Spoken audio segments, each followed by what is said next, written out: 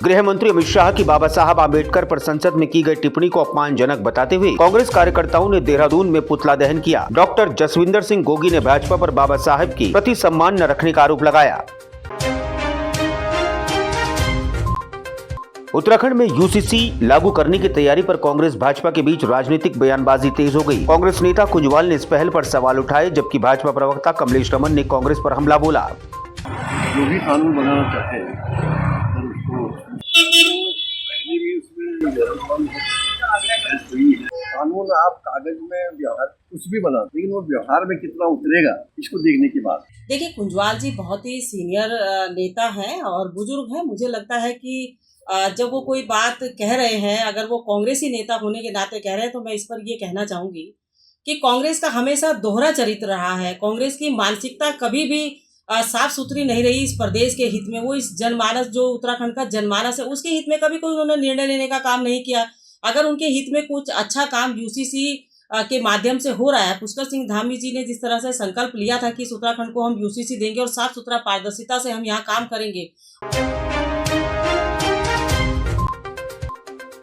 वहीं भाजपा के प्रवक्ता कमलेश ने कांग्रेस पर हमला बोला। उन्होंने कांग्रेस पर दोहरा चरित्र अपनाने का आरोप लगाते हुए कहा कि पार्टी ने कभी उत्तराखंड के हित में काम नहीं किया। उन्होंने कांग्रेस से पूछा कि यदि यूसीसी में खामियां हैं तो अपनी आपत्तियां और सुझाव स्पष्ट रूप से प्रस्तुत करें और लोगों को समान अधिकार देने का काम करेंगे। वो कोई भी वर्ग हो, किसी भी वर्ग को, सभी वर्गों को यहाँ पर फायदा मिलेगा। लेकिन कांग्रेस को इसमें भी जो है अपना चश्मा शायद मुझे लगता है कि साफ करना पड़ेगा। उनका हमेशा चश्मा ये धूमिल रहता है, ये कह करके कि यूसीसी में खामियां है। अगर खामियां है तो आप सलाह देने का काम करें, सरकार को बताएं उसमें क्या कमियां हैं। लेकिन केवल और केवल विरोधाभास दिखाएंगे, केवल उसमें नकारात्मकता दिखाएंगे, उसमें कुछ ना कुछ अवगुण निकालने का काम करेंगे, तो कांग्रेस का ये जो चरित्र है ये पूरा देश जान चुका है, पूरा प्रदेश जान चुका है। और इसीलिए बार बार यहाँ की जनता ही नहीं बल्कि पूरे देश की जनता उनको हार का मुंह दिखा करके उन्हें आईना दिखाने का काम करती है।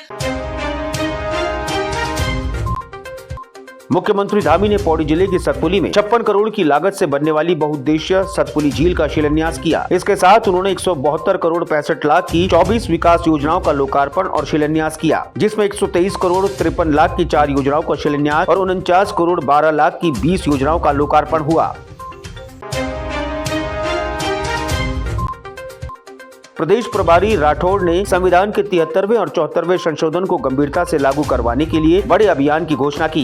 उन्होंने कहा कि पंचायत और शहरी निकायों की मजबूती कांग्रेस पार्टी का उद्देश्य है। बनाया गया है और उत्तराखंड का प्रभार दिया गया है। ये मेरी पहली मीटिंग है।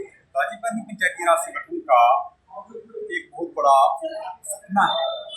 सपना ये है कि जिस तरह से महात्मा गांधी जी ने ग्राम स्वराज की अवधारणा को मन में रखा था कि जब भारत आजाद होगा तो किस तरह से हम भारत को रन करेंगे, किस तरह से भारत को आगे बढ़ाएंगे। गरिमा ने भाजपा पर तीखा हमला बोलते हुए कहा कि लोकसभा में बाबा साहब आम्बेडकर और संविधान पर की गई टिप्पणियां अपमानजनक हैं। उन्होंने भाजपा सरकार पर जनता की समस्याओं को अनदेखा करने और निकाय चुनाव को टालने का आरोप भी लगाया। दुगनी कब होगी उसकी टारगेट डेट बढ़ गई है। हवाई चप्पल वाला हवाई जहाज में कब यात्रा करेगा, और जो सांसदों ने गांव गोद लिए हैं उनका कायाकल्प कब होगा, और तो और 2 करोड़ नौकरियां सालाना युवाओं को कब मिलेगी। और जिस तरह से लगातार ये कर्णप्रयाग रेलवे लाइन की टारगेट डेट आगे कर रहे हैं, उसी तरह से यूसीसी भी केवल और केवल एक शिगुफा मात्र रह गया है। टिहरी के कोटी कॉलोनी में 4 दिवसीय पैराग्लाइडिंग, एक्रो एंड एसआईवी प्रतियोगिता का आयोजन किया गया, जिसमें विश्व के 25 देशों के खिलाड़ी भाग ले रहे हैं। जनपद टिहरी में एक्रो चैंपियनशिप एवं एयर शो 2024 के दौरान करनाल हरियाणा के निवासी एक्रो पायलट हार्दिक कुमार संतुलन बिगड़ने से गिरकर चोटिल हो गए। एसडीआरएफ जवानों ने त्वरित कार्रवाई करते हुए उन्हें हॉस्पिटल भेजा, जहां से उन्हें एम्स ऋषिकेश भेजा गया।